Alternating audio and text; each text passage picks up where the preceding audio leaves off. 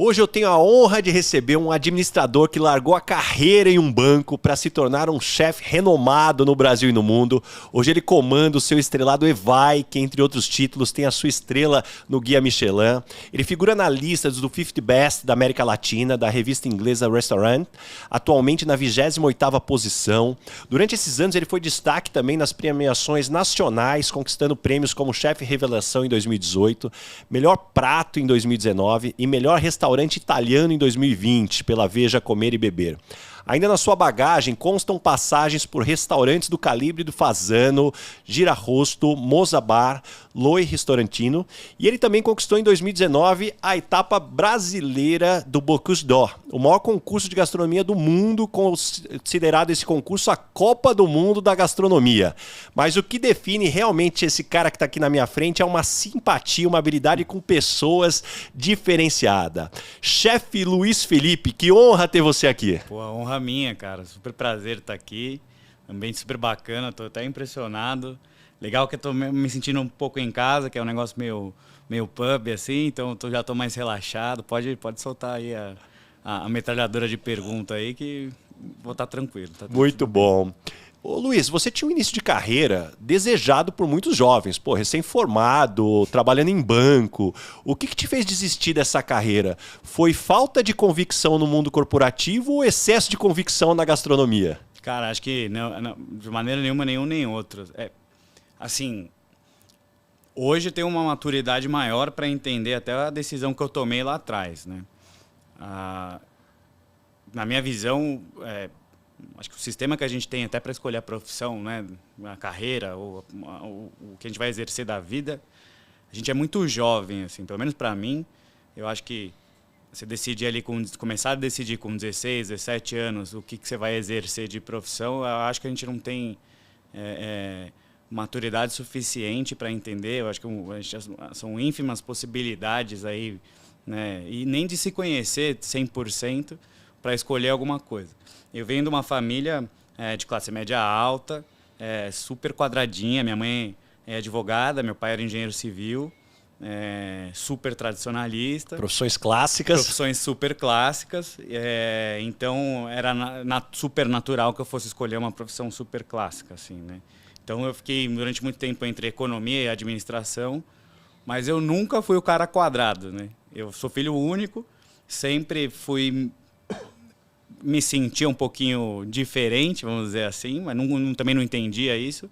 E aí fui fazer administração e fui fazer administração na SPM, que já é uma faculdade, administração com ênfase em marketing. Então, assim, já é uma faculdade que, quando você coloca lá no bolo das faculdades de administração, já é muito mais, assim, criativa, né? Vamos colocar assim, muito mais próxima da publicidade e propaganda, etc. e tal.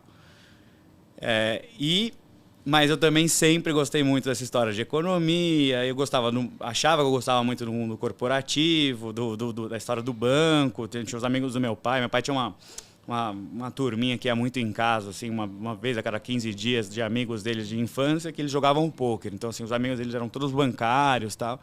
E, pô, eu convivi com isso e falei, pô, eu me imaginava, né, um pouquinho, gostava dessa visão do homem de terno, tal, executivo. Então, pô, eu achava que isso era a minha vida, ia ser minha vida. E acabei indo trabalhar no extinto, no Brasil, HSBC, Hong Kong, Xangai.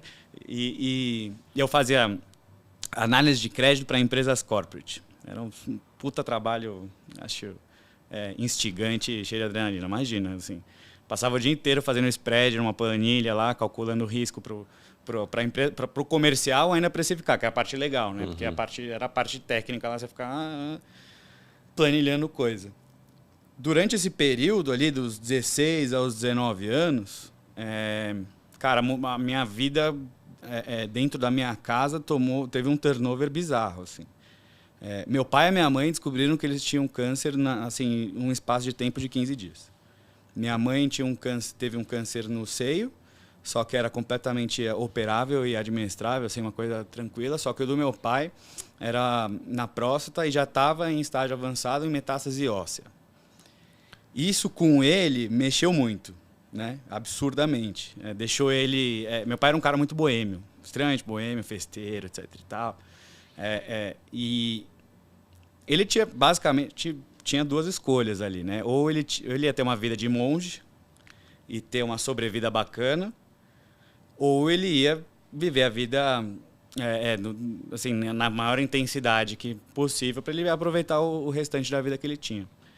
Do alto da minha super maturidade, aos 16 anos de idade, eu achei péssima a escolha dele. Hoje eu não sei como é que eu me sentiria e quais seriam os meus caminhos, mas do alto da minha maturidade naquela época, como filho de 16 anos de idade, eu achava que, cara, ele tinha que viver a vida de monge. Porque ele tinha obrigação de ser meu pai para o resto da minha vida. Assim, jamais, né? Você quer pensar isso.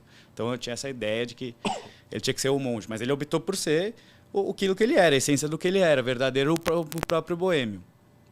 E quando ele faleceu, né? Aí no meio desse caminho, meu pai e minha mãe separaram. E quando ele faleceu, eu já estava trabalhando no banco, já estava ali terminando a faculdade, já tinha terminado, tinha umas DPzinhas ali para fazer, coisa natural de qualquer menino. Tinha tava tudo engatilhado realmente, como você falou, tava apontado para uma carreira pelo menos estável, assim, né? Eu me coloquei num momento onde eu falei, cara, eu tô morando sozinho, 19 anos de idade, tenho muita responsabilidade nas minhas costas. Esses 4 anos foram super duros para mim, porque eu comecei a prestar atenção que a vida não é mais aquele castelo que uma criança, um adolescente sempre acha que é, né? Minhas seguranças foram se esvaindo. E aí eu me olhei dentro do banco e, cara, comecei a perceber que não era aquilo que eu gostava. Assim, ficar sentado no escritório, na frente de um computador, não dava fit comigo, assim, né? E eu comecei a me questionar se era isso que eu queria e me questionei em outros aspectos também, em vários aspectos da minha vida pessoal e aí, por consequência, também profissional. Na época, eu namorava uma menina que era mais velha, advogada, frustrada. Ela odiava uma profissão que ela tinha escolhido para ela. E aí, o primeiro lampejo que eu dei, assim, talvez eu queira mudar de profissão, ela falou, muda. Muda, porque eu já estou numa fase, já fiz a OAB, já fiz a faculdade, já me formei, já estou aqui, acho que eu não posso mais voltar atrás, mas você está na hora. Você está com 19 e muda. E aí eu comecei a procurar profissões que eu talvez me apetecessem. Na época, a gente tinha o Alex Atala estourando, assim, ele estava fazendo... o Alex, cara, ele abriu os olhos do mundo para o Brasil no que era a gastronomia e também dentro do Brasil, para a profissão, assim, um negócio que não tinha, porque até então, naquele momento... Puxa um pouquinho. Até então, naquele momento, a gastronomia não era uma profissão. Né? O ser cozinheiro não era profissão, era um emprego, que é diferente. Né? As pessoas não procuravam assim, ser cozinheiros por opção e trilhar uma carreira e se profissionalizar em cima disso. Não, você acabava entrando numa cozinha como uma opção de algo para ganhar um dinheiro, porque não tinham o que fazer, né? E acabava se profissionalizando dentro, viraram excelentes cozinheiros ali no meio, porque acabavam se ambientando dentro de uma cozinha. Mas não era por uma escolha, ou você buscava, como qualquer outra profissão, você busca primeiro um conhecimento, se forma, e aí, daí sim você parte para o mercado de trabalho. E aí aquilo começou a me despertar um certo interesse, porque eu nunca tinha pensado em ser cozinheiro. Não era uma coisa normal. Assim, nunca sequer passou a minha ideia. Eu não sou de família... Assim, minha mãe não é a mama que cozinha e pra caramba. Minha avó, assim, não vivi dentro de uma cozinha como todos os outros. Eu adoraria ter essa história para falar, mas eu não tenho, assim. De crescer dentro da cozinha, não tenho grandes memórias da minha avó fazendo nhoque debaixo da mesa, como todo chefe parece que tem essa história, eu não tenho. Mas o que eu tenho é que, por exemplo, no finalzinho de vida do meu pai, o câncer é uma doença que debilita um pouquinho, né? Principalmente no apetite. Dois homens solteiros morando juntos, né? Eu vivi muito um tempo onde eu tinha que cozinhar para ele. E eu sempre cozinhei, tive que aprender a me virar. E um dos prazeres que eu tive com o meu pai no fim da vida, até porque eu tinha essa rusga com ele, porque ele estava vivendo a vida de maneira muito boêmia, era poder cozinhar para ele. Eram os momentos que a gente se dava bem, vamos dizer assim. E aí, então, eu ainda tinha esse ganho emocional em cima da coisa do cozinhar. Então, comecei a pegar paixão por cozinhar, porque eu tinha esse laço afetivo. E aí eu falei, bom, acho que é isso. Eu acho que eu quero ser cozinheiro. Pô, tô vendo aqui uma profissão que, pô, tem um cara aqui que tá se dando super bem, tá todo mundo falando dele, etc e tal. Tem um monte de gente querendo fazer essa profissão. Começaram a surgir 2 cursos que não tinham, que era a IMB e o Senac. Pode falar essas coisas. Sim. Então tinha 2 cursos que era a IMB e o Senac, que eram 2 faculdades novas, não tinha curso também no Brasil. Aí eu falei, cara, eu vou apostar nisso. Na época, bichão, cara, eu tinha uma grana, cara, o salário do banco, isso era uma coisa que não dá para reclamar, assim, né? Um estagiário ganhava super bem. Eu tinha uma grana guardada, legal. Só que eu já tinha contas para pagar de um homem adulto, porque eu fiquei com as coisas do meu pai, né? Então eu tinha um apartamento grande em Higienópolis, um carro, blá, blá, blá, coisas que assim já não dava para brincar. Eu precisava da ajuda da minha mãe para pagar a faculdade ou para sobreviver, era um ou outro. Assim, pagar os 2 não dava. Então fui lá, mãe, vamos sentar aqui para conversar. Contei os meus desejos para ela de ser cozinheiro. A bicha ficou maluca, assim, perdeu o chão. Ela primeiro achou que eu estava doente, achou que eu estava doido da cabeça, achou... e como qualquer mãe, de maneira super natural, né? Assim, falou, cara, assim, calma, respira, você está num momento de não tomar essa decisão e tal. E isso começou a me dar mais força, né? Falei, cara, não, acho que eu tenho certeza que é isso que eu quero.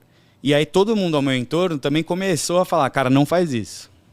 Não faça isso. E eu sou bicho ruim, assim, né? Quando alguém fala pra mim, não faz, eu falo, O efeito é inverso. Eu vou fazer. Eu vou mostrar que eu tô certo. Eu vou.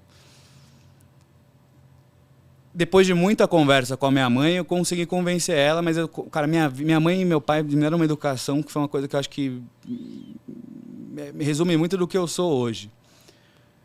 Apesar de ter sido de uma família classe média alta, eles nunca me deram nada de graça. Assim, nunca, nunca. Então, tudo que eu podia... Eles tinham condições de me dar tudo. Mas sempre, para me dar alguma coisa, era uma relação de troca ou de conquista. Sabe? Então, realmente o problema é você quer, tá bom. Só que desde o primeiro momento, se você quiser, eu vou te ajudar, mas você vai ter que arrumar um emprego na área. Porque se você não gostar, você vai sair rapidinho e vai voltar para a faculdade. Você vai trancar a faculdade de administração, que falta um pouco, e se você não gostar, você volta logo. Mas antes mesmo de você começar essa faculdade, eu já quero ver você trabalhando na área. Você se vira. Eu falei, tá bom, mãe, bora. Tranquilo. Aí pensei os 2 vestibulares, aí passei nas 2, porque também não era um vestibular difícil, não era nada demais. Escolhi a faculdade que era mais perto da minha casa, que ia dar para trabalhar. Aí foram as cenas mais engraçadas da minha vida, cara. Imagina isso há 14 anos atrás, onde realmente não era uma profissão ser cozinheiro, tá? Então era um mundo, assim, completamente desprofissionalizado. Passei na faculdade, falei, bom, agora tem que arrumar um trabalho, fudeu. Senão eu não vou poder fazer a faculdade. Como que eu mando currículo para esse tipo de profissão? Começou aí, né? Fui fazer meu currículo, falei, porra, fudeu, cara. Assim, vou escrever o que aqui? Colégio Rio Branco. Faculdade de Administração. Experiência profissional. HSBC. Caralho, vão ler. Já me senti um merda, porque vou levar esse currículo, o cara vai olhar pra minha cara e falar, fudeu, o que esse cara tá vindo fazer aqui? Tá vindo se aventurar aqui, daqui a pouco vai pular pra outro lugar. Aí eu falei, foda-se, tem que ir, vai ter que ir desse jeito. É o que eu tenho, vou ter que ir assim. E eu morava em Higienópolis, onde tinha alguns restaurantes ali, que pelo menos na minha vida, no meu ambiente, no meu mundinho fechado, na minha bolha que eu vivia, eram uns restaurantes bacanas. Aí fui lá, ainda idiota, assim, foi uma das coisas mais idiotas que eu fiz na minha vida. Do mundo corporativo, o que você faz para ir numa entrevista? Coloca um terno. Você foi de terno? Coloquei um terno, gravata, sapato, saí a pé no bairro inteiro e fui distribuindo currículo porta a porta, pedindo emprego.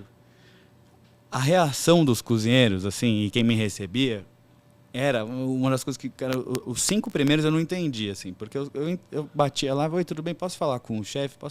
Quero pedir um emprego, tá aqui meu currículo.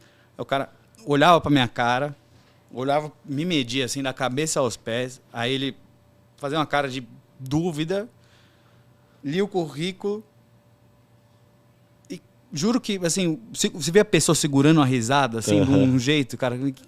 E aí os primeiros dias foram assim, um negócio assim, eu falei, cara, eu tô fudido porque eu não vou conseguir entrar em nenhum lugar. Ninguém vai me dar uma oportunidade.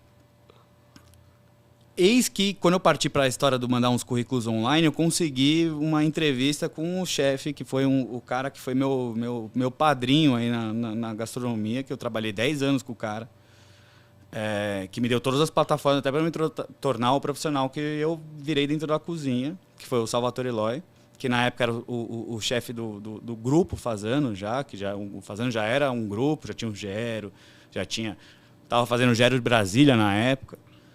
E me arrumaram uma entrevista lá no Fazano com ele, no hotel. E aí, graças a Deus, eu tava de terno, filho. Vou te falar que graças a Deus. E aí fez a diferença, tá de terno. Porque eu fui de terno fazer a entrevista, era no Fazano. O bicho tava enroscado numa reunião do Gero de Brasília com os arquitetos. Uma entrevista era às 11 horas da tarde. Eu fiquei no lobby do hotel das 11 até as 3 esperando o cara. Porque ele ficou preso na reunião. Mas, cara, se eu não tivesse de terno, eu ia me sentir tão mal. Tão mal, porque eu tava lá naquele puto hotel, super lindo, chique, maravilhoso. E eu tava lá de terno, então todo mundo tratava igual, cara, como se eu tivesse hospedado lá. E eu falava, não, tá tudo bem, fica tranquilo, tá tudo bem. Tô só esperando o chefe Salvatore Eloy, tá tudo bem. E as pessoas achavam que o quê? Pô, esse cara aqui de terno tá aqui, deve ser uma reunião de negócio com o cara, sei lá o que é. Eu, na época, eu não tinha entendido. Mas deu tudo certo. O Salvatore... fez a loucura de me aceitar dentro da cozinha. Foi um estágio, comecei com um estágio não remunerado. Mas, Luiz, um ponto que eu quero puxar aqui, que eu não queria deixar de escapar, Imagina. você comentou aqui que eu achei fantástica a sua história, e eu vejo isso muito comum, do desafio que é escolher a nossa carreira. Porque, poxa, eu sou o CEO da Michael Page, a maior empresa de recrutamento de executivos do Brasil e da América Latina, e as pessoas muitas vezes vêm conversar comigo como se eu tivesse a resposta para a carreira. E eu sou o exemplo de alguém que não soube planejar a carreira, porque eu sou formado em tecnologia. Então, até meus 20 e poucos anos de idade, eu tinha convicção que eu ia ser um programador, porque eu era muito tímido. Então, meu sonho era trabalhar ali fechado num data center. Mas o grande ponto depois que eu fui me descobrir, eu entrei na Page com 26 anos, e ali eu me descobri no lado de pessoas, eu fui entender que, na verdade, a gente forma a nossa opinião sobre o que a gente vai ser, ou o que a gente pode ser na nossa carreira, muito com base no que a gente vê. Você não sonha com algo que você não conviveu. Puxa, na minha família nunca teve headhunter. Aliás, há 15 anos, quando eu falei para minha família que eu ia ser headhunter, eles olhavam como se eu estivesse falando hoje que eu ia ser um youtuber. Mas eu acho que hoje o youtuber é mais conhecido do que naquela época era headhunter. Sim. E isso talvez é o desafio que a gente tem, até quem tem filhos ou quem está nessa fase de descoberta, fala assim, abra o cardápio.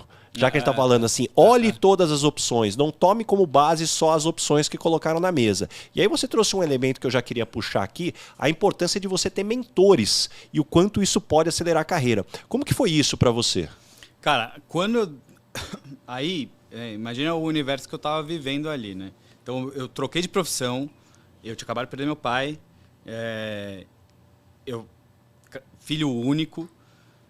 Eu tava com uma certa mochilinha meio pesada ali nas minhas costas, no qual, assim, eu precisava fazer dar certo, eu queria muito que desse certo mesmo, porque era uma coisa que eu queria que acontecesse. E eu, assim, realmente fui muito amedrontado pelas pessoas que estavam ao meu entorno de que aquilo não era para mim, e aí todo mundo me veio, isso foi uma coisa ótima que fizeram comigo, porque todo mundo me veio com a parte ruim da profissão, tipo, de uma maneira muito escrachada. Você vai perder final de semana, você não vai ver sua família, você vai trabalhar de noite, você vai trabalhar em pé, você vai ganhar mal, você é X, você é Y. E eu, cara, a hora que eu entrei na cozinha, eu falei, tô disposto. Tipo, tá bom, é isso, tá bom. Então eu vou enfrentar isso, tá tudo bem. Se eu tiver que enfrentar isso, maravilha. E quando eu entrei na cozinha, cara, eu não sabia pegar uma faca direito de maneira profissional. O ambiente da minha cozinha, cara, era um ambiente... Da primeira cozinha que eu trabalhei lá no Fazano, era um ambiente onde, cara, tinha cozinheiros ali de 20, 30 anos de restaurante. E cozinheiros estes que vieram de um tempo onde chegaram, cara, literalmente de mala e cuia em São Paulo, e falaram, cara, preciso trabalhar, preciso fazer alguma coisa, não sei o que eu vou fazer. E falaram, estão precisando de um cozinheiro aqui, sabe cozinhar? Ele, não, mas vamos lá. E começaram a cozinhar. Ou seja, são pessoas que se fizeram profissionalmente de uma profissão, mas eram muito brutas. sabe? Brutas mesmo. E eu, todo playboyzinho, engomadinho, classe média alta, de uma outra realidade.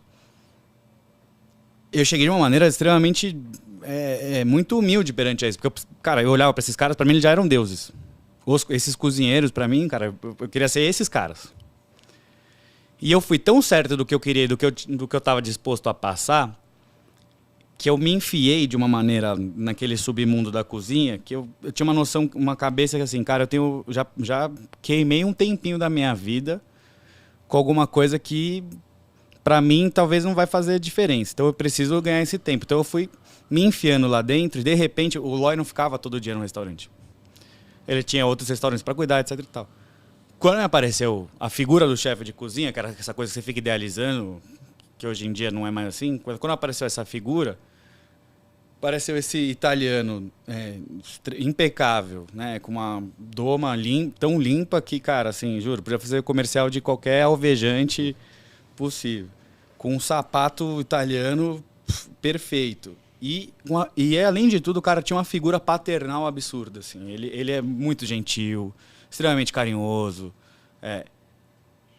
Eu praticamente adotei ele logo de cara, sem saber, como meu pai postiço, assim. E principalmente foi como pai da profissão também.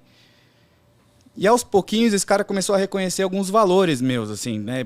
Principalmente cara, sinceramente, assim, como tecnicamente, principalmente no começo, eu era muito ruim. Mas eu era muito esforçado. E estava ali disposto para passar todas as meras possíveis. Então ele, obviamente, cara, assim, muita gente, eu sou até agradecido por isso, não guardo nenhum rancor. Mas, cara, teve muito cozinheiro ali que pisava no meu calo de propósito para me testar, para ver se eu ia ficar ou se eu não ia ficar, sabe? E ele vendo isso tudo, acho que ele foi gostando.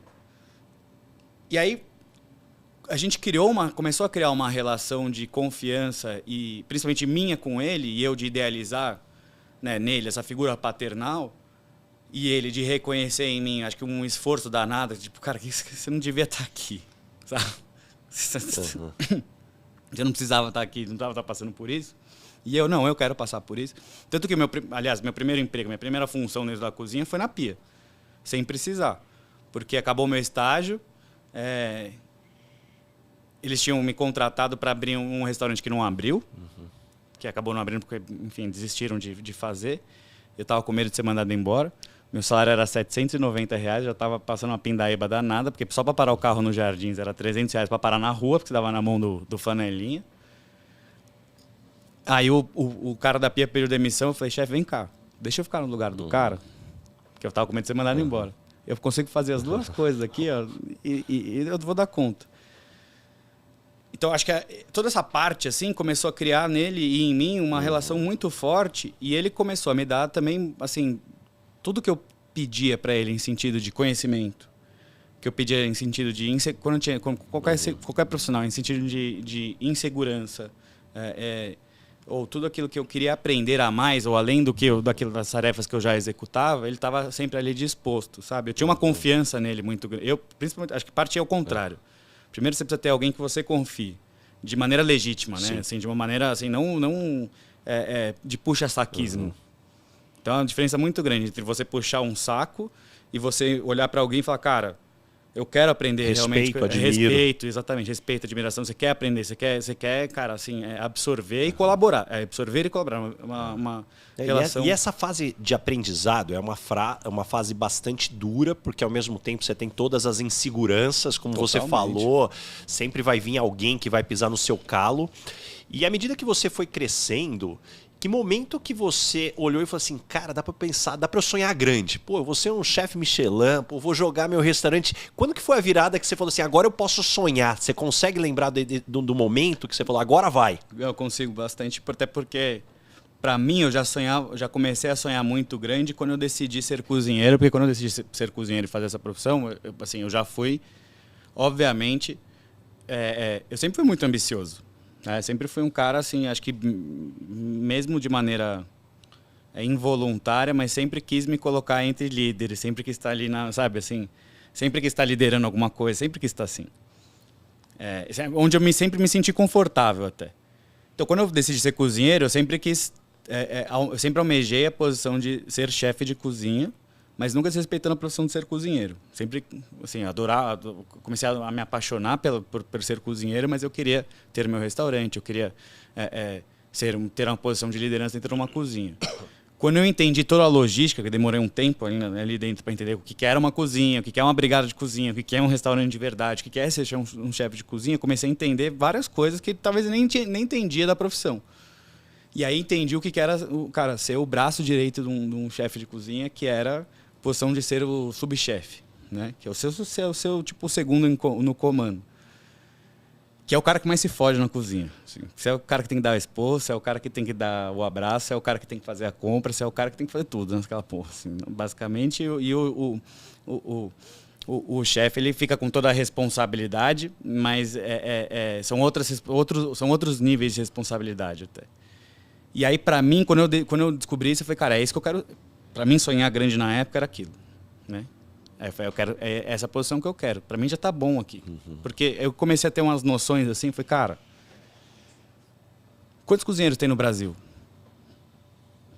50, 60 mil? Quantos Alex Atala tem? 1, 2, 3, 5. Cara, a chance de eu ser um desses é ínfima. Então, cara, vamos Neymar ali, com tanto jogador de futebol ali ralando. Aí eu tive uma hora que eu comecei a falar, então calma, né? Assim, vamos sonhar grande, mas vamos sonhar de maneira realizável.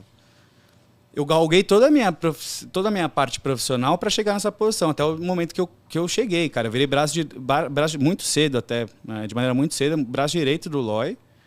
Logo depois que ele saiu do Fazano, eu fui trabalhar com ele pro Girarosto e em pouco tempo a gente abriu o Motsabari, onde já foi como subchefe para lá, ou seja, já era o segundo responsável pelo aquele restaurante. Isso eu tinha 23 anos de idade já, e 4 anos de profissão, só que isso é como se eu estivesse engatinhando numa profissão e já tinha um puta cargo de responsabilidade. De lá até, assim, do 0 até 10 anos de profissão, para mim, eu ficaria tranquilo e satisfeito trabalhando desse jeito, dessa maneira, como segundo um comando extremamente realizado. Juro por Deus, assim, sem problema nenhum. Porque eu tinha uma relação ótima com ele. Eu ganhava bem, assim, de uma maneira confortável para mim, para um padrão de vida que eu tinha estabelecido para mim, estava bem. Eu tinha minhas liberdades profissionais que satisfaziam o meu ego, que é uma coisa super importante. Sim. Também. Então, assim, eu estava super confortável. Porém, aí veio sei lá, acho que a vida é sempre feita de viradas, né? Assim, tem meus ritos de passagem. Teve lá o falecimento do meu pai, etc e tal. Assim, e aí teve um outro rito de passagem na minha vida, que foi um episódio para mim também que foi muito ruim, mas foi muito fortalecedor, foi uma mudança danada, que foi quando eu fui demitido do restaurante Salvatore Eloy pelo Salvatore Eloy, que foi uma coisa que para mim foi inesperada, que eu fiquei assim, sem chão. Cara, imagina, 10 anos depois, o cara que eu mais idolatrava, cara assim, que, pô, era tinha tido como pai, eu tava num restaurante que chamava Salvatore Eloy, que era o restaurante dele, era o restaurante da vida dele, eu era o braço direito dele, assim, fazia tudo no restaurante, cara, tudo. Eu, inclusive, pagava a conta do restaurante do meu bolso, assim, sabe? Assim, tinha um restaurante como se fosse meu. Chegou em janeiro de 2017, o cara me chama na sala e falou assim, ó, a gente tá passando por apertos aqui, infelizmente financeiros. Vai você aqui. Eu tenho uma filha, eu tenho minha família, eu preciso pensar nas minhas coisas, sinto muito, assim, se dava pra sentir peso também no olho do cara. Só que, infelizmente, eu tenho que escolher e vai ser tu, amigão. E eu, tipo... Cara, assim, foi um puta baque, assim, pra mim. Até porque naquela época, até então, cara, eu nem pensava no que seria depois. Não tinha depois pra mim. Pra mim, aquela era a minha vida. Aí, quando veio aquilo, foi a hora que veio pra mim, tipo, cara, peraí. Não é assim também. Eu não preciso parar aqui. Aliás, eu não posso parar aqui. Eu tenho que ir pra frente. Aí pensei um pouquinho, tinha uns projetos pequenos na minha cabeça também, que era zero pretensão. Mas zero pretensão. Era para abrir um lugar, tipo, balcão, 8 lugares, sem serviço, só ia ter eu e mais 2 cozinheiros, assim. Era um restaurante tipo Chef's Table, que eu achava legal pra caramba, essa coisa de, tipo, o chefe cozinha na tua frente e tal, te serve, assim, tipo um balcão de japonês, assim, mas com cozinha quente, sem ser necessariamente japonesa. E aí, pô, fui para Nova York, onde tem um monte desse tipo de restaurante, assim, fui fazer uma pesquisa e tal. Fui mandar embora em janeiro. Em abril, março, abril, eu estava em Nova York, eu fui ficar um mês lá em Nova York, fazendo essa pesquisa, eu tava lá, tipo, cara, tava cheio de ideias, assim, tá. Me liga um dos sócios do restaurante, cujo qual eu tinha uma relação próxima até, e a gente já tinha uma conversa dele ser o possível investidor desse meu restaurante, né, de fazer isso. Esse cara me liga e fala assim, fudeu. A gente brigou aqui com o Salvatore Eloy, não deu certo, cara, não deu certo, deu muito ruim. Simplesmente do nada, ele largou o restaurante. De um dia para o outro. E a gente não sabe o que a gente vai fazer. E eu tinha umas questões contratuais, eu tinha uma relação de confiança com o Salvatore muito grande, assim, e que excediam até questões profissionais, né, de questões pessoais, de maneira contratual, que eu tava muito exposto ali no restaurante. Assim, eu praticamente estava segurando todo o passivo da empresa, no meu nome. Aí eu falei, como assim, cara? Ele falou, cara, a gente não deu certo. E o cara, tipo, pegou a mala e foi embora. Véio. E largou tudo de um dia pro outro. E aí o cara falou assim, eu não vou ter a grana pra gente fazer o restaurante. Essa notícia é ruim. Uhum. A notícia péssima é que você também tá fudido, porque teu nome tá aqui no contrato social. E a empresa, cara, assim, o restaurante Salvatore Eloy, apesar de muito sucesso, ele nunca tinha gerado caixa. Uhum. Era um restaurante ainda que estava longe de atingir a maturação e precisava de muito ajuste ainda no operacional. Aí ele falou assim, cara, se você quiser...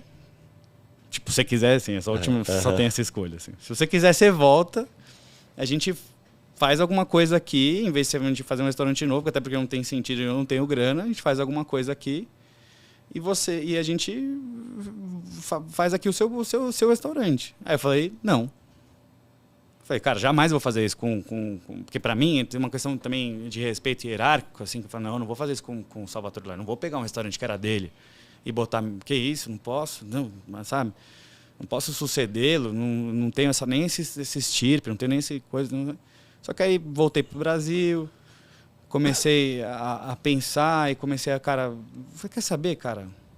Acho que minha vida sempre foi movida assim. Quando alguém fala pra mim, você não pode, quando alguém vai lá e me acoa, quando alguém me coloca numa situação difícil, acho que é isso que eu preciso para fazer dar certo.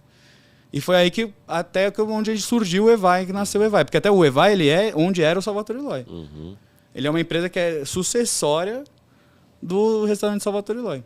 E aí isso te puxa para o próximo patamar, ô Luiz. E aí você ganha a tua primeira estrela Michelin muito jovem. Isso te coloca uma pressão ainda maior para os próximos passos? Cara, depois que a gente abriu o Evai, né, eu abri o Evai com 28 anos de idade. Nesse momento da minha vida, abrir o Evai eu tinha 28. Cagada. Fala real, cagada.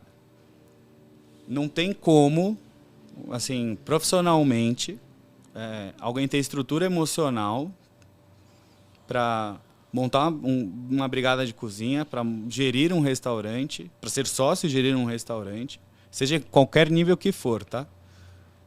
E se dar bem. Falando sério. Porque com 28 anos de idade, cara, qualquer pessoa é jovem.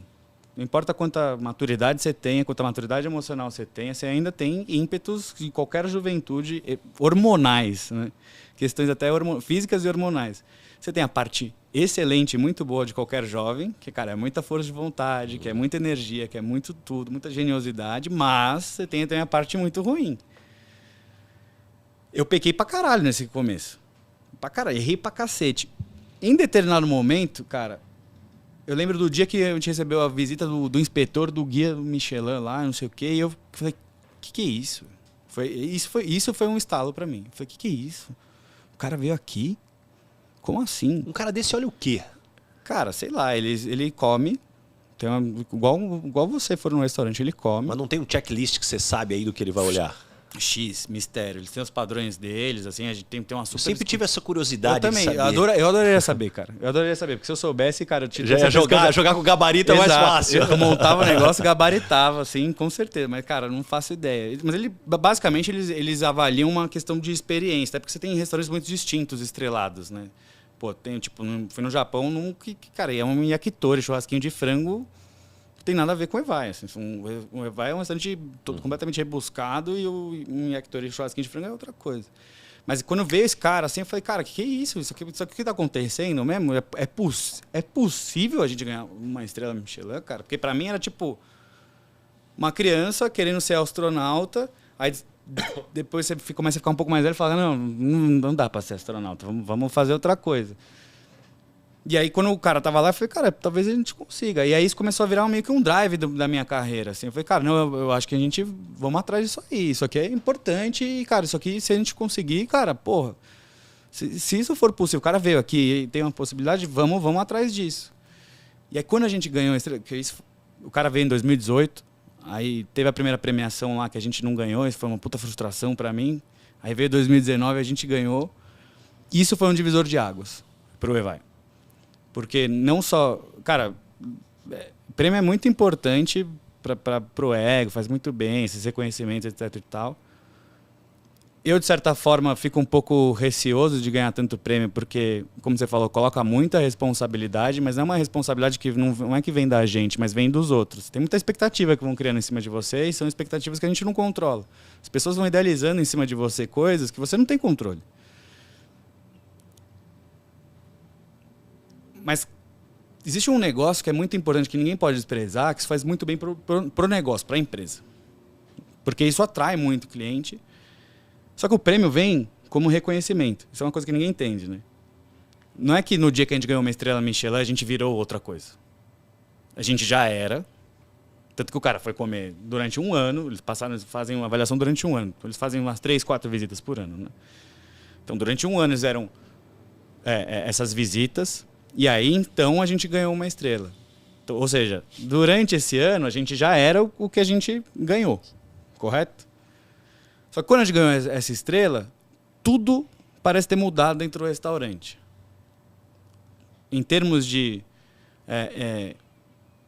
ambiente, parece ter melhorado pra caramba, de trabalho. Eu fiquei, obviamente, muito mais leve. Eu também não vou falar que não. Minha parcela de culpa nisso é gigantesca. Eu devo ter ficado muito mais leve.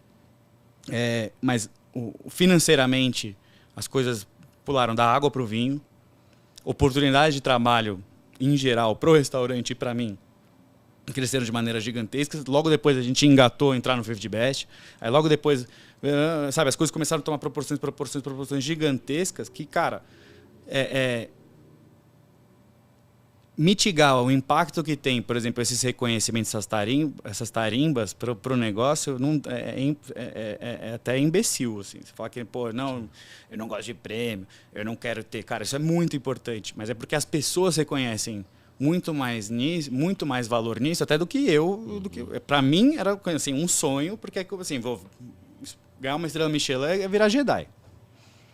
Sabe? Eu adoro, zerei aqui. Eu adoro jogar tênis, né? Então, assim, é tipo ganhar um grande slam.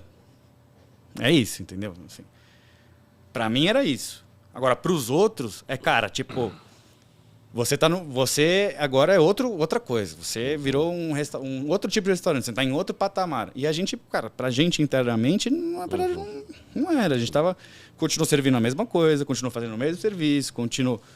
Sabe, se propondo a fazer o mesmo, são os mesmos cozinheiros, a mesma equipe, o mesmo talher, o mesmo prato, a mesma cadeira, o mesmo lugar. Só que para os clientes, cara, era tipo, de um dia para o outro, abriu a porta e estou num lugar que aqui é um restaurante mais estrangeiro. Mas deixa eu puxar agora um outro lado aqui que você trouxe. Como lidar com as críticas no mundo da gastronomia? Porque, por outro lado, essa exposição... ela gera também, né, um outro lado que acho que principalmente depois da internet, de perfis no Instagram ganha audiência por ser chato, muitas vezes sem muito critério, né, para criticar. E como separar essas críticas, né, o que é maldade e o que é feedback eventual de desenvolvimento nessa dinâmica? Cara, assim, dentro desses 5 anos de EVAI, os maiores avanços do EVAI foram por conta das críticas. Tá? Assim, quem me conhece, assim, de verdade, sabe o quanto eu sou fã de críticas. Assim, eu prefiro 1000 vezes. Eu costumo fugir, assim, de tapinha nas costas. Eu não sou o cara que adora tipo, ficar recebendo elogio. Eu não gosto mesmo. Eu fico, cara, sei lá, tenho uma timidez com isso. Eu fico meio, sinto desconcertado até. Não sei como, às vezes, como reagir. Fico, sabe? Até hoje eu fico meio... Então, às vezes até, tipo, vou até embora às vezes mais cedo do restaurante quando o serviço está mais tranquilo, porque eu sei que no fim da noite tem muito cliente que quer chamar na mesa, que obrigado, tava muito bem, tava maravilhoso, não sei o quê. E aí, principalmente que eu gosto que esse reconhecimento vá principalmente para a equipe, muito mais do que para mim. Com as críticas, eu prefiro que venham e venham da maneira mais transparente possível. Porque desde o começo, todas as críticas que vieram foram meus maiores termômetros para entender o que está dando certo e o que não está dando certo. E aqui não é uma questão de ego, é uma questão de lógica. Eu posso achar que eu estou fazendo, e com certeza, pode ter certeza absoluta, porque eu não sou nenhum imbecil também. O que eu faço, o que eu sirvo e a maneira como eu crio a experiência dentro do restaurante é, para mim, a melhor coisa que eu posso oferecer. Para mim, na minha opinião, é onde eu tô realmente 100% certo do que eu tô fazendo. O que na prática, a gente vive com... Assim, você é uma pessoa completamente diferente de mim, a gente pode ter interesses em comum e gostos em comum, mas na prática não quer dizer que o que eu acho, que eu quero fazer, o que eu sirvo lá, para você vai ser 100% certo, que para o fulano vai ser 100% certo e que para o outro vai ser 100% certo. Então as críticas são exatamente esse termômetro que vai me dar, cara, isso aqui tá dando certo, isso aqui não tá dando certo. Porque, cara, assim, até hoje, velho, lá no restaurante... É impressionante que os pratos preferidos de um são os pratos odiados por outros. Isso acontece até hoje. Assim, não existe concurso, não existe coisa assim, não tem unanimidade. Gosto não tem como ter unanimidade. É uma coisa muito pessoal e completamente subjetiva. Eu aprendi muito e as primeiras críticas com o EVAI nunca pegaram leve. Com crítica. Nunca, até hoje, nunca pegam leve. Não pego. Principalmente com essa questão da responsabilidade com os prêmios, então assim, as críticas começam a ser até um pouquinho mais pesadas, porque se espera-se mais. Mas é interessante que de um tempo para cá, acho que de uns 2 anos para cá, acho que principalmente essa parte que a gente passou do lockdown e pandemia, a gente passou a se relacionar muito mais ainda por meio de internet e de maneiras muito mais digitais, que hoje a gente tem poucos críticos profissionais, tá? E isso é uma profissão. Não dá para falar que não, isso é uma profissão. Tem gente que se especializa em fazer críticas. Uns são excelentes, maravilhosos, assim, grandiosos. Outros são bons profissionais apenas. Existem níveis de qualidade também entre eles, assim. Da minha forma de olhar, como eu julgo, que é meu direito também. E aí tem um outro lado que começou lá atrás, com um negócio que chama TripAdvisor, essas paradas aí, que é onde todo mundo começou a colocar e exprimir a sua própria opinião, livre e aberta, e eu sou a favor de cada um colocar a sua própria opinião, como se for. Porque é legal você se sentir ouvido, é legal você se expressar. Só que isso começou a tomar proporções descabidas. E aí começou a surgir, sei lá como, dezenas de críticos especializados que não são especializados de verdade. E até robôs programados pela concorrência para falar mal do outro concorrente. Não, tem de tudo, né, no mundo da internet. É absurdo. Só que chegou num ponto assim, que eu fico até preocupado, cara. Vou até falar pra você, aconteceu um negócio 20 dias atrás com a gente, que eu fiquei chocado. Um cara foi lá no restaurante, eu atendi, aconteceu um problema com ele, a gente, cara, é um restaurante, mas a gente tem falha, tá? Eu sou ser humano, a gente faz merda, às vezes acontece merda. E tem dia que as merdas ainda parece que... Potencializa. Todas as merdas possíveis acontecem com uma pessoa só, né? Pô, esse cara ligou pra fazer reserva lá, ele fez reserva pelo site, a reserva era às 8 horas, aí ligaram pra ele falando que a reserva tinha que ser 8h30, aí e ele falou, pô, cara, eu tenho que chegar às 8 porque eu tenho babá, não sei o quê. Aí a mulher falou, tá bom, chega às 8, aí ele chegou lá, só foi atendido às 8h30. Já começou mal, pra caralho, né? Já vamos falar que, pô, eu entendo o lado do cara. E aí, quando ele tava comendo, parece que ele reclamou do som lá em cima, que tava muito alto, etc e tal. E o pessoal que trabalha no restaurante sabe que eu, cara, sou muito metódico com o tipo de experiência que a gente quer propor, não sei o quê. E o garçom, o que tava atendendo, cara, ele já devia estar meio já amuado com outras coisas fora e não foi dando muita atenção. Até o ponto que me avisaram sobre isso, a gente foi lá, baixou o som e eu fui lá conversar com o cara, mas até tava tudo bem. Uma semana depois, comecei a receber um monte de mensagem. Falei, olha o que esse cara escreveu de vocês, não sei o que lá, bibibobo. Cara, fui lá ver. Tipo, cara, era um show de horror, assim, do que o cara escreveu da gente.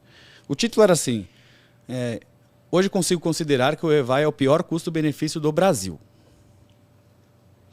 Aí eu falei, caralho, o que a gente fez? E é um cara que tem um nome, que não tem nome, né? Tipo, é um perfil meio com nome de anônimo, né? Aí eu falei, porra, que é isso? Que absurdo.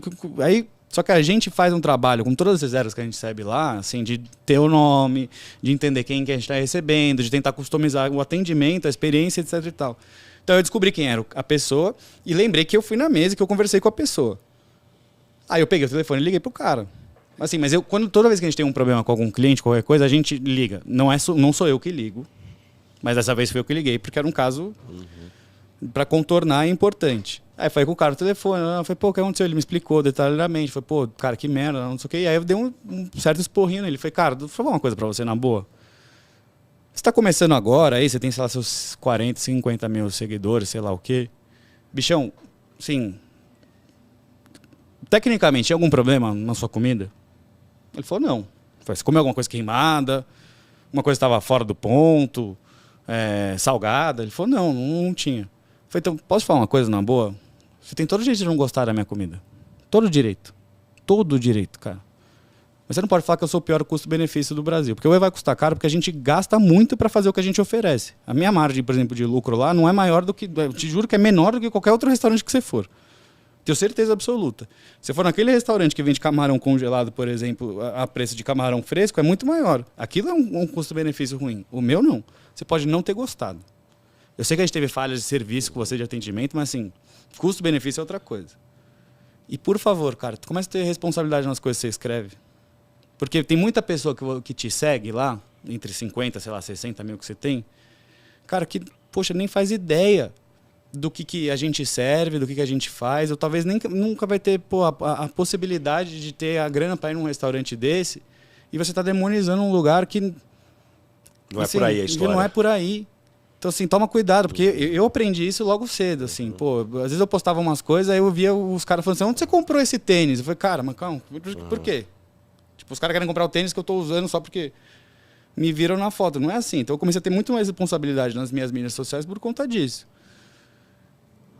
Beleza, conversei com o cara falou, pô, legal, obrigado pelos toques e tal, não sei o quê. Foi uma conversa legal, tipo, de gente adulta. 3 dias depois, sabe o que esse cara fez, bicho? Patrocinou o post dele.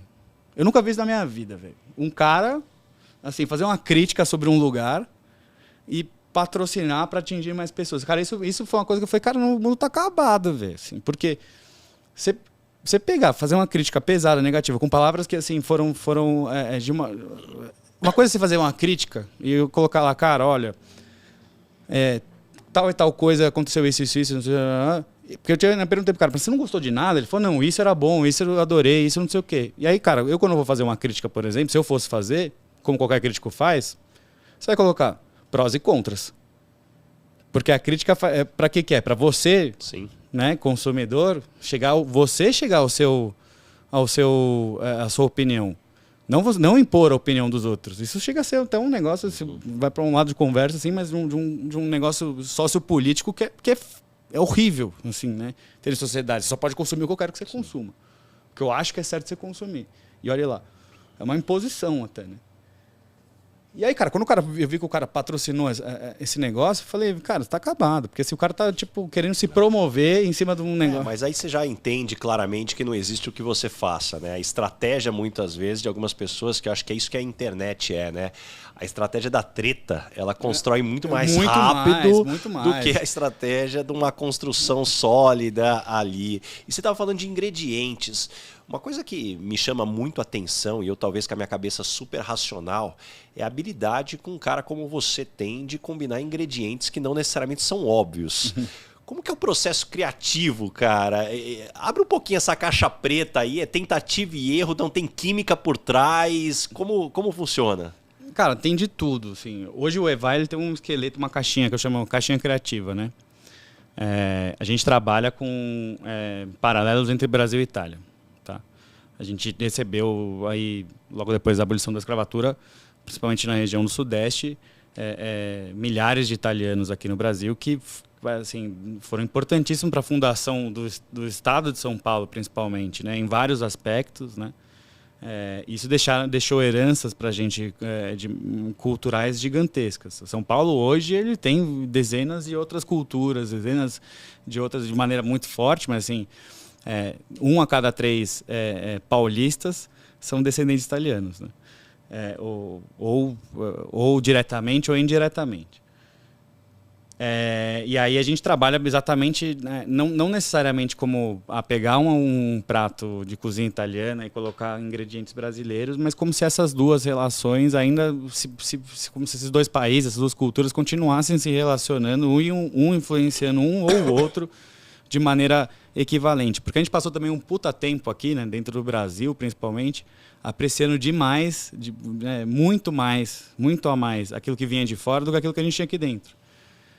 E colocar isso ao mesmo valor, para mim é muito legal, muito bacana. Assim, colocar assim, cultura, comida brasileira, ingrediente brasileiro no mesmo valor que tartufo, grana padano, sabe? São coisas que a galera entende muito fácil, né? Do que é de cozinha italiana. E são ingredientes que são custosos e caros, né? Não necessariamente somente valorosos, né? De maneira de custo. Para mim é uma das coisas mais bonitas do meu trabalho. E aí, dentro dessa caixinha criativa, cara, entra tudo. Aí, desde que respeite esse limite, entra tudo. Então, entra cultura, entra música, entra design, entra histórias, entra... às vezes, um produto de um produtor aqui me chama a atenção, às vezes, uma receita clássica lá me chama a atenção. Quando algo me chama a atenção... Tem todo um trabalho para, cara, bom, vamos daqui o que dá para fazer, qual é a ideia, da onde está surgindo. A gente disseca isso, mas, cara, vem uma uma jornada de dias intermináveis de tentativa e erro, assim, absurda. Assim, é muito erro para um acerto. Por exemplo, um menu, né, no Evai ele dura hoje de 3 a 4 meses, mais ou menos. A gente faz 4 menus por ano, ou pelo menos se força, tenta fazer 4 menus por ano. Dentro desses 4 menus, por exemplo, a gente vai mudar de menu agora em abril. Entre a primeira e a segunda, na primeira quinzena de abril a gente vai entrar com o menu novo. Eu já estou fazendo o menu de abril já fazem 2 semanas. Então, dentro de concepção, testes, cardápio, porque ainda mais mudar um menu dentro do restaurante não é só comida. Eu mudo todo, cara, é a espinha dorsal do restaurante. Então, assim, tudo parte a partir do menu. A forma como a gente recebe o cliente, o que eu vou servir de bebida, como eu vou atender os clientes. Às vezes eu mudo até a disposição das mesas, cara. Porque sim, a quantidade que cada cliente vai ficar com aquele prato. Exato. Então, isso você organiza, a quantidade de garçons. É uma logística por trás aí, organizacional gigantesca. E aí, cara, chega ao ponto, por exemplo, que de um menu, cara, hoje tem 13 passos, né? Assim, 13 momentos que alguém vai na mesa e te coloca uma comida, algo para você comer. A gente conta assim, não é? Porque se for falar pratos, porque tem coisa que nem prato consigo considerar, são 13 passos. Tem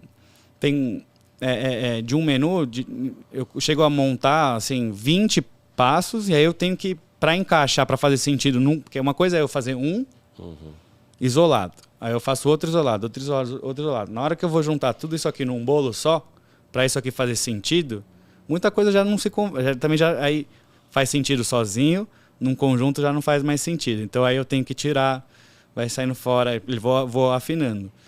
Então, cara, é um trabalho assim, é uma imersão absurda, assim. Eu fico lá enfurnado, montei até uma cozinha no restaurante só para criar. Instrumento mesmo. Só para criar, porque às vezes eu tenho até que me trancar lá dentro e fico lá enfurnado, cara, assim, de não sair. E tem algo hoje no mundo gastronômico que você está empenhado em aprender ou conhecer mais? Cara, tem muita coisa, assim, muita. Tipo, assim, cara, é impressionante como isso é uma das coisas que mais me deixa ainda empolgado, assim, sabe? Toda hora tem uma coisa nova. Antes da pandemia, por exemplo, que logo depois da Estrela Michelin, cara, eu comecei a viajar o mundo todo a trabalho. A cultura dos outros lugares era impressionante. Então, tipo, um ingrediente, um não sei o que lá, cara. Não era só mais a Itália. Então, assim, o mundo todo começou a meio que mexer com a minha cabeça de maneira de raciocínio.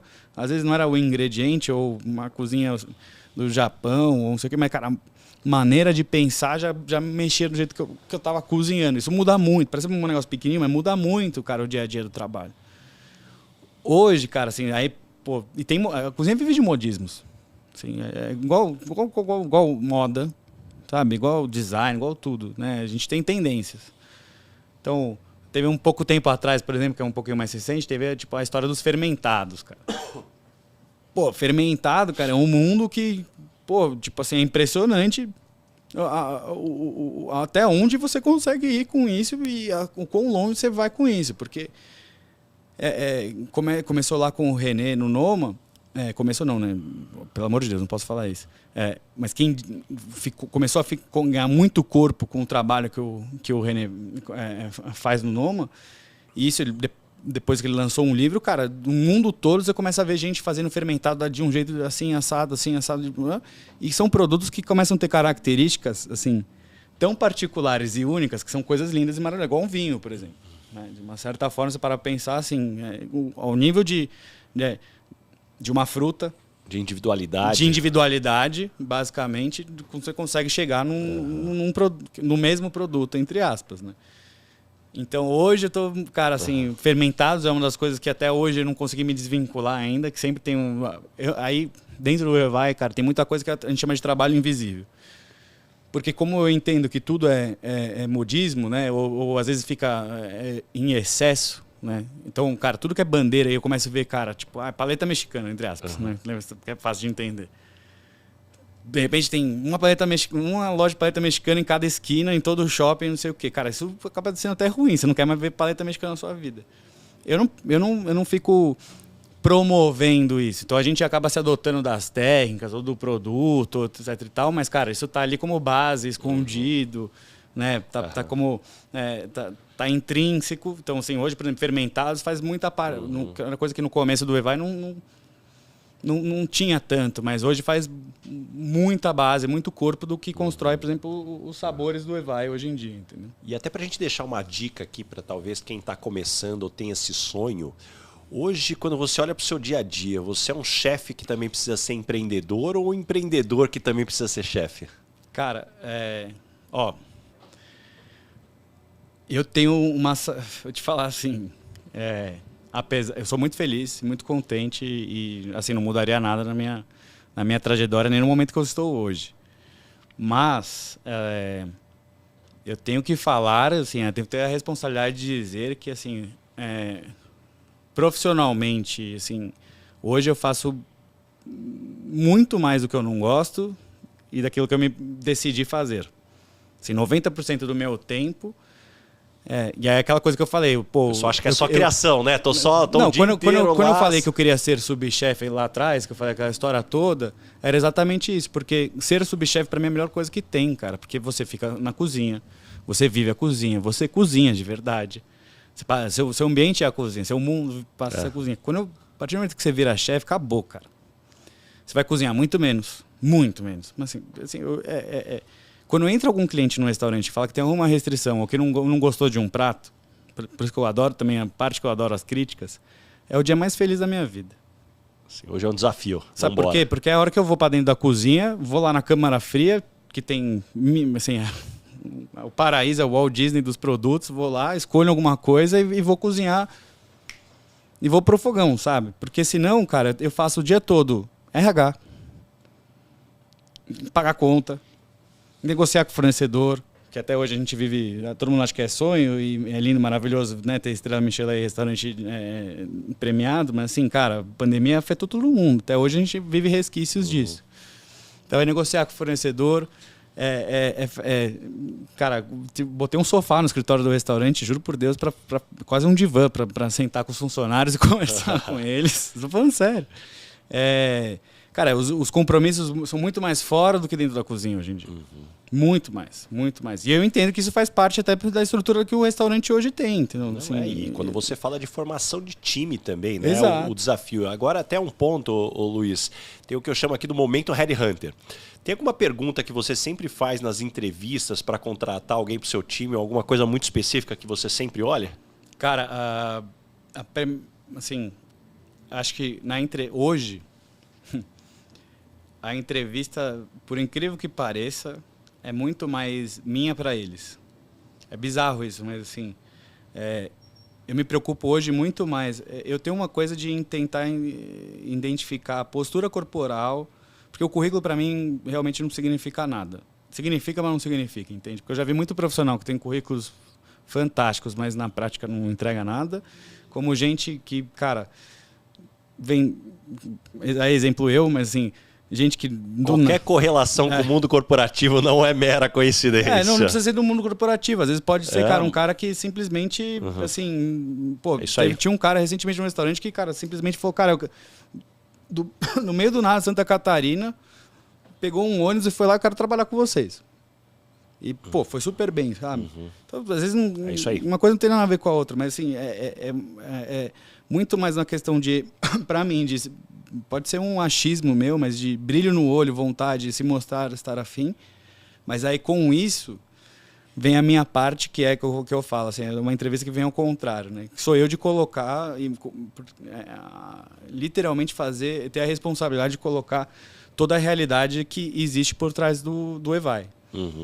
Porque o Evai é um restaurante super idealizado, tanto para os clientes quanto para os profissionais. Eu entendo que para todo profissional hoje de cozinha, trabalhar no Evai é um sonho, é igual o cara que gosta de fazer tênis querer trabalhar na Nike, sei lá, sabe? Assim, dentro do universo pequenininho aqui dentro do Brasil, é um dos restaurantes que para um cozinheiro deve ser legal pra caralho trabalhar.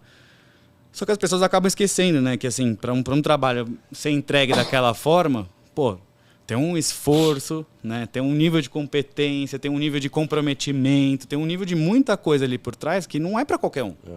Ué, não dá para falar aqui, e é o que eu falo para eles, eu não posso ficar floreando para você e falar, cara, aqui... Qual é o preço disso tudo? O Evai não é natura, sabe? Assim, pô, aqui você vai chegar, você vai ser recebido com um jatinho de flores e aí você vai ter 3 horas de almoço. Não é. Assim, a realidade que eu faço questão de colocar, principalmente para ele, até porque... Quando as pessoas não gostam de você, normalmente qual é o motivo? Cara, assim, eu tenho vários funcionários que não gostam de mim, eu tenho certeza disso. Mas é porque é natural, assim, acho que isso faz parte. Mas você tem uma característica que você não percebe? No sentido de seja profissional, assim, não gosto num sentido assim, porque eu sou o cara que cobra, que enche o saco. Eu sou a mosca eu sou a mosca que vai pousar na tua sopa, filho. Eu sou o cara que, na verdade, cutuca você para ser sempre te dar o seu melhor. Na minha cabeça é o melhor para você e o melhor para mim. Para você que quer ser um ótimo profissional, quer ser cozinheiro, quer ser um super cozinheiro, existe melhor caminho para você crescer do que você tomar uma bronca? Não, assim, não tem como você não aprender se você não errar. Se você errar e ninguém te falar nada, você não vai aprender nunca, certo? Então a minha função aqui é essa. Cara, teve até muito legal. No aniversário que foi agora, vieram 2 ex-funcionários que assim saíram do restaurante assim me odiando. Mas, cara, os caras me odiavam. Me odiavam com todas as forças do mundo. Os 2, cara, foram no meu aniversário e assim, chefe, assim, eu era muito imaturo quando saí daqui, eu tenho tanto para te agradecer. Hoje eu entendo tanto do que você falava. Eu tenho tanta... Eles foram jantar lá no restaurante, né? 3 dias antes. Eu estava aqui sentado, fico com saudade que eu tenho de trabalhar aqui, de você me encher no saco, de você falando isso, de você falando... Porque aqui foi o lugar que eu mais cresci na minha vida, que é impressionante. Né? Então, assim, o que as pessoas realmente têm dificuldade de entender, porque eu sou um cara realmente, dentro da cozinha, eu sou implacável e imbatível, assim. Isso eu sei. Eu não aceito... Assim, eu sou muito disciplinado. Então, não tem meio certo. Tá errado, pega e faz de novo. O que você tem mais orgulho do que está escrito no seu currículo? O Bocuse d'Or. Isso, assim, é que o Bocuse... É difícil, dentro do Brasil, isso é muito pouco reconhecido. E é pouco difundido também. Até a gente pode dizer que é a Copa do Mundo da gastronomia?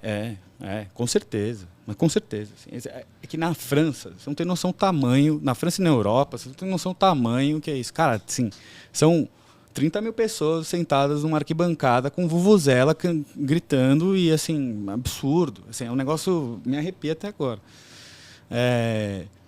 Mas também foi uma das coisas que, cara, pra mim foi inimaginável ter chegado onde eu consegui chegar. Eu pisei num tempo... Sabe, primeira coisa, assim... Eu pisei num lugar onde pouquíssimos cozinheiros pisaram. Assim, profissionalmente, entendeu? Pra você realmente chegar nesse lugar, assim, você tem que se dedicar. Realmente é um negócio que você realmente tem que se dedicar. Assim, realmente tem que se empenhar pra caramba. Não é pra qualquer um. Entende? Assim, você realmente tem que...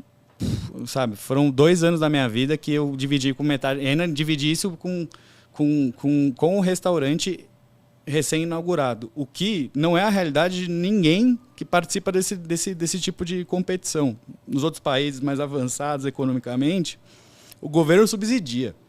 Você entender, cara, na Europa, cara, é 2, 3 milhões de euros de investimento do governo, de verdade, sem brincadeira, pro candidato participar desse concurso. Não tinha ideia. Não, você não tem cara, você não tem noção. Os caras chegam lá, assim, com patrocínio da Mercedes e carro. Cara, tipo coisa de popstar. Assim, a gente, Brasil, chega lá...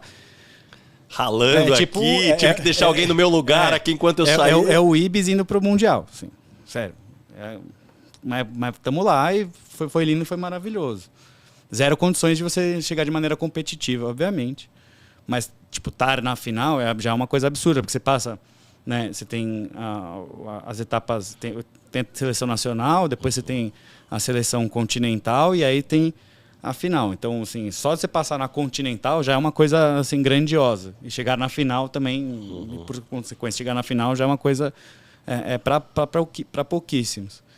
E, assim, para quando você coloca isso para um cozinheiro, que você tem essa coisa meio passional e super respeitosa com a profissão, esse concurso foi criado pelo Paul Bocuse, que é, cara, tipo, o inventor da Nouvelle Cuisine, um dos inventores da Nouvelle Cuisine, que é o cara que revolucionou a maneira como a gente come hoje, por exemplo, num restaurante. Essa coisa de comer empratado, pra você entender. Essa coisa de comer num prato, a comida chega num prato para você num restaurante, foi ele mais alguns franceses que começaram a fazer isso. Porque antes, os restaurantes serviam basicamente sempre a comida num guerridon. Vinha num aparador, o garçom lá e fazia o negocinho lá, e aí fazia um servicinho ali do lado e colocava no prato e servia, entendeu? Essa coisa de servir empratado veio por eles. Você entendeu o tamanho do cara? Esse cara, assim... Isso foi em que ano? Cara, sinceramente, não vou te responder porque eu vou falar merda aqui, porque eu não tenho certeza. Mas isso aqui deve estar... Ele faleceu há uns 5, 6 anos atrás. Bem, deve ser de 50 anos para cá, talvez. Algo para isso. Se não for 60. Uhum. Então, assim, é um cara... Assim, na França, por exemplo, esse cara brigou na França, para você entender... Para o cozinheiro ter um nível de respeito, a profissão ter um nível de respeito, a nível de condecoração, por exemplo, cara, por exemplo, na França, não sei se você já viu, os chefes franceses, alguns têm na golinha da doma, que é o uniforme que a gente usa, a bandeira da França, né? Então é vermelho, branco e azul, não sei se você já viu. Não, nunca reparei. Um dia você repara, até alguns chefes franceses usam isso aqui. Isso aqui só pode usar quem é MOF, que é Meilleur Ouvrier de France, que é um tipo de categoria para qualquer... Isso tem para todos os artesãos de qualquer profissão na França, né? Mas pro cozinheiro, só pode usar essa doma quem for MOF. Que se você fizer uma prova, passar nessa prova, que é difícil pra caramba, que não é... Cara, tem muito chefe, por exemplo, francês, que tem estrela Michelin, que não é MOF, pra você entender. E se você for pego usando essa doma e não for MOF, você é preso. Você é preso? Sério. Então, assim, pra você entender o tamanho do cara. E esse concurso foi ele que criou a nível mundial. E, pô, cara, assim, juntam-se todos os países do mundo ali, enfurnados, cada um com a sua equipe, numa super mega outra concentração, puta clima. Eu sou super competitivo desde pequeno. super clima de competição, cara, pô, é um negócio assim, e pô, representar o país, assim. Porra, tem um orgulho aí, cara. É um negócio, assim, por mais que ninguém, acho que da minha vez que eu fui, mais a da Giovana, que foi antes de mim, acho que foi quando mais teve um pouquinho de repercussão midiática. Assim, foi pouca, mas teve, passou no Fantástico, não sei o que. Mas, cara, mesmo que ninguém saiba, assim, você levar lá a bandeirinha do teu país ali, a gente, pô, sabe o ambiente que a gente vive, o Brasil que a gente vive, que é cheio de problema, tudo cagado, mas a gente ama mesmo assim. E esse é um carimbo, né, cara? Porra, cara, é um negócio assim absurdo, assim, você tem um negócio tipo, pô, sabe? Boa. E Luiz, o que você gostaria de perguntar pro Baza Headhunter aqui? Cara, o que eu gostaria de perguntar é, você gostou de comer no Evai? Como foi? E queria que você fosse 100%, qual a sua crítica ao restaurante Evai? Isso é uma coisa importante pra mim. Então eu vou falar pra todo mundo aqui, cara. Foi uma experiência fantástica. Pô, você recebeu a gente super bem, tava com o Gustavo Borges, com as esposas ali. Cara, eu confesso que pra mim a coisa mais extraordinária foi a combinação. A combinação pra mim é um negócio que, cara, como é que ele combinou o ingrediente Lé com Cré aqui, cara? E não é que ficou bom? Então é um negócio assim fantástico. E pra mim uma frustração. Se eu soubesse que eu não ia conseguir comer os 13 passos, eu tinha segurado um pouco dos primeiros. Mas aquela última bandeja de sobremesa, cara, dá uma dó. Eu lembro dela, eu falo, caramba, eu deixei 3/4 daquela bandeja ali. Eu falei, pô, devia ter pedido pra embrulhar aqui pra levar, podia, cara. Eu vou trazer pra você. Cara, mas assim, fantástico, assim, é um negócio maravilhoso. Eu não vou dar spoiler aqui, mas eu comi uma carne que eu não imaginei que era aquela carne. Foi uma experiência fantástica também. Então, show. Puta, adorei. Ó, chegamos agora no momento, dona Ângela. Complete a frase. Eu sou esquisito por quê? Cara, eu sou esquisito porque eu pinto cabelo. Eu descoloro o cabelo, a barba. Acho que é principalmente por conta disso. Já diz muito sobre mim. Muito bom. E, cara, o nome desse podcast é Lugar de Potência. Qual que é o seu lugar de potência? Que tipo de situação e ambiente que pode jogar lá que você brilha? Cara, em situação de pressão, assim.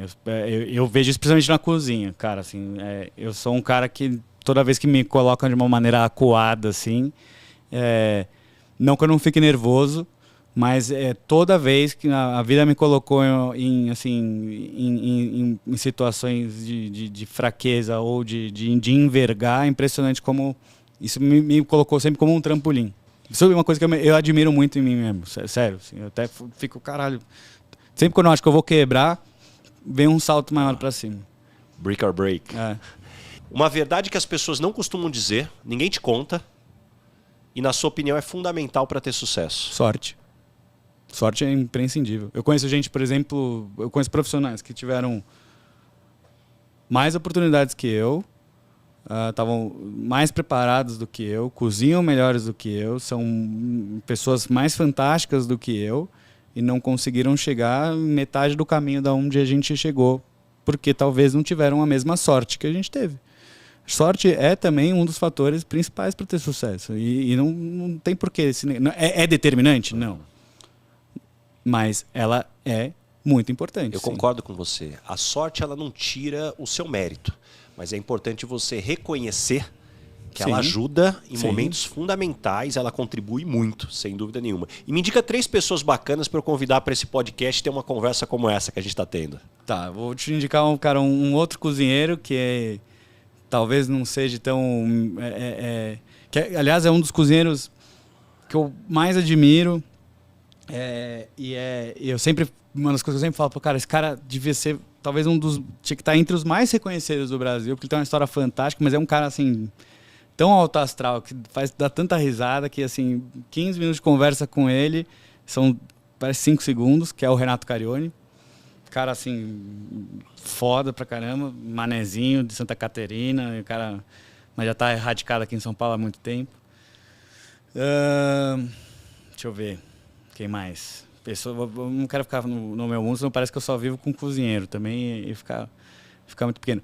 O Georgios, meu amigo de infância da Oakberry, que é um cara que, assim, meu amigo, cara de infância mesmo. Assim, puta história dele, que ele está construindo. Exato, eu quero que ele venha aqui porque ele conte a verdade sobre a Oakberry, que fui eu que apresentei ele para o Renato, que é o sócio dele. Porque ele me chamou pra fazer. Vou chamar ele aqui, eu vou puxar essa história. Porque ele me chamou pra fazer a Huckberry. Na hora eu falei, nem fudendo. Pensei comigo, nem fudendo. O negócio aí, você tá maluco. Essa porra não vai dar certo. Mas eu tenho alguém que tá afim de fazer uma coisa, eu vou te apresentar. E apresentei o Renato, que, que é o sócio dele. São dois amigos meus super queridos. E acho que, pô, tem super a ver, super perfil, cara. E o terceiro, quem que você me indica? Terceiro, Nenhuma. Joana Monet, que é uma... Joana Monet é minha, além uma puta amiga, mas ela foi uma das pessoas também muito importantes para mim, como, assim, de me proporcionar estrutura na carreira, mas ela é uma entidade na gastronomia, assim, é uma das pessoas super importantes aqui, porque ela consegue permear todos os campos.